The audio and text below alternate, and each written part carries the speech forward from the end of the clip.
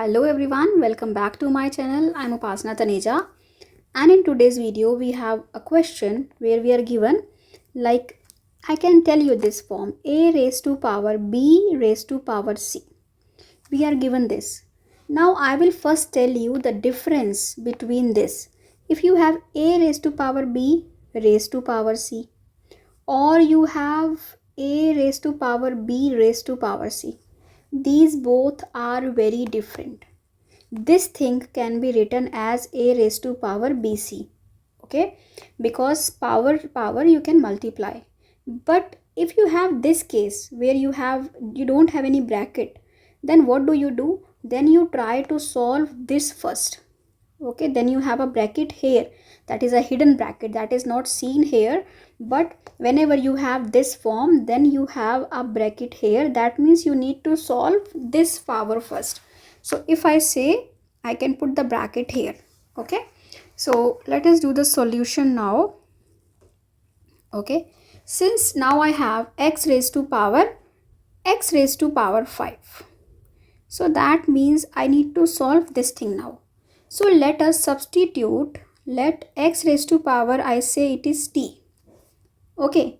That means x raised to power t is equal to 100, okay. Now we need to solve it. Since I want to bring it in another variable, and I want it to reduce the power as well. That is why I substitute t for x raised to power 5, right? And now I want to change the variable x to t. What can I do now? I know now that x raised to power 5 is t, right?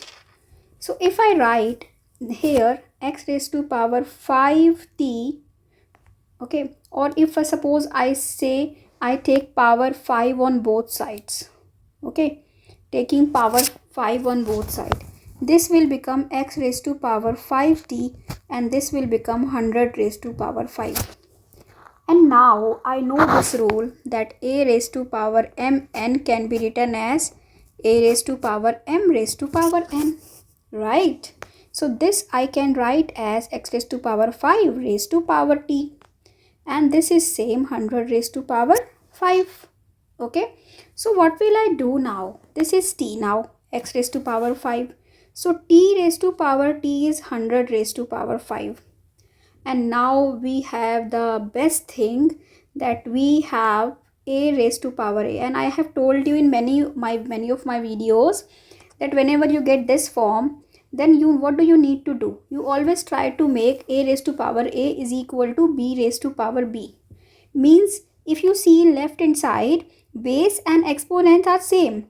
Now if you try to make this thing on right hand side as well, like base and exponent same, then your job is done. You can just compare and find the value of t, right? So t raised to power t is equal to, now if I try to observe this, I was thinking, what is 100? 100 is actually 10 square, right? So it is 10 square raised to power 5. And you know the rule that you can multiply these powers. So this will become t raised to power t is equal to 10 raised to power 10, right?